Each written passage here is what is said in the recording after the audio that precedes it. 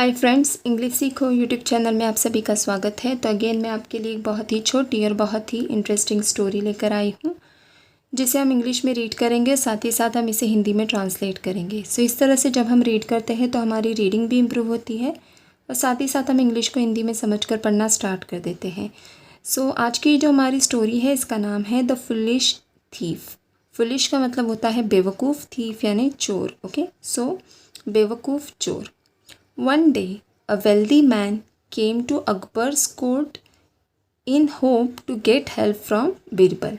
One day, एक दिन, a wealthy man का मतलब है ए, यहाँ पर यूज़ हुआ है। ए का मतलब है एक।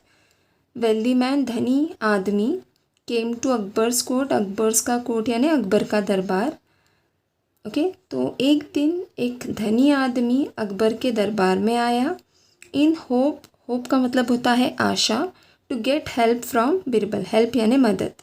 ओके, इस आशा के साथ कि उसे बिरबल से कुछ मदद मिल सके। The man suspected that one of his servant had stolen from him.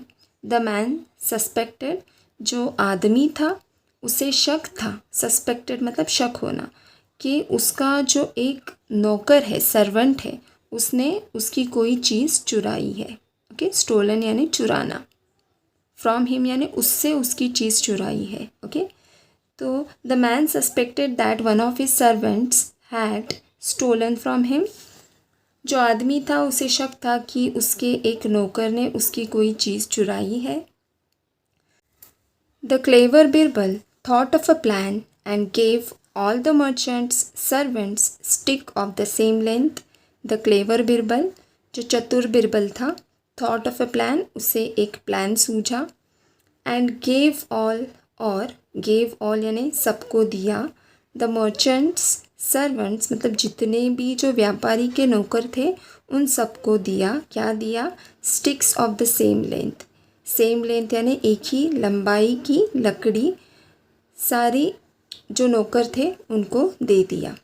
Okay, he also told them the stick will grow 3 inches by tomorrow if they were the thief.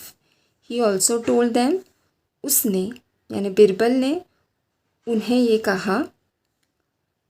भी कहा that the stick will grow, कि जो लकड़ी है वो बड़ी हो जाएगी, लंबी हो जाएगी। कितनी लंबी हो जाएगी? 3 inches, इतनी वो लंबी हो जाएगी। बाय टुमारो, कल तक वो 3 इंच बढ़ जाएगी। If they were the thief, अगर उन्होंने चोरी की है तो वो जो लकड़ी उन्हें दी गई है वो कल तक 3 इंच लंबी हो जाएगी। द नेक्स्ट डे, अगले दिन, all the servants gathered around the Birbal, सारे जो नौकर थे वो बिरबल के नज़दीक जमा हो गए। गैदर्ड यानी जमा होना।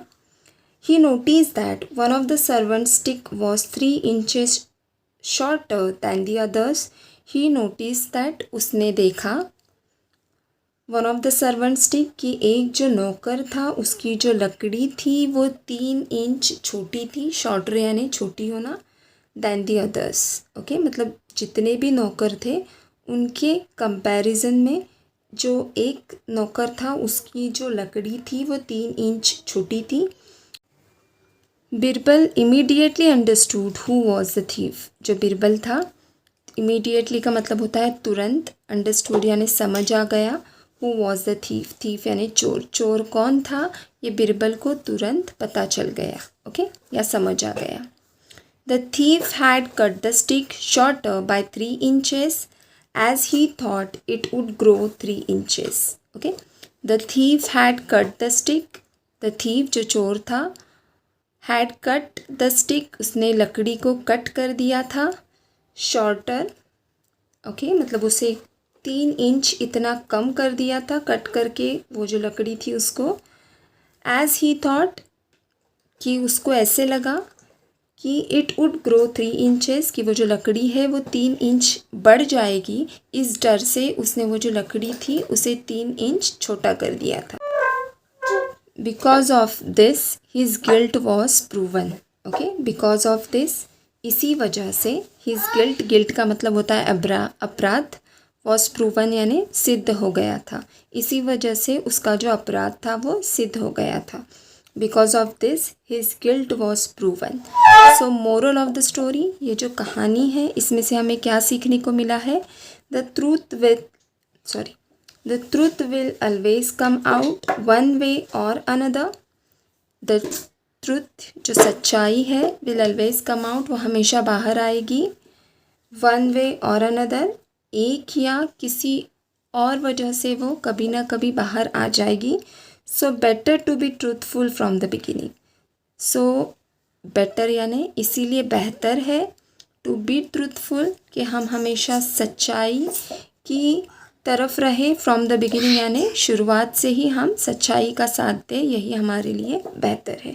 सो आई होप आज की जो स्टोरी है वो आपको अच्छी लगी होगी। तो स्टोरी अगर अच्छी लगी है तो do like, share and subscribe. Thank you.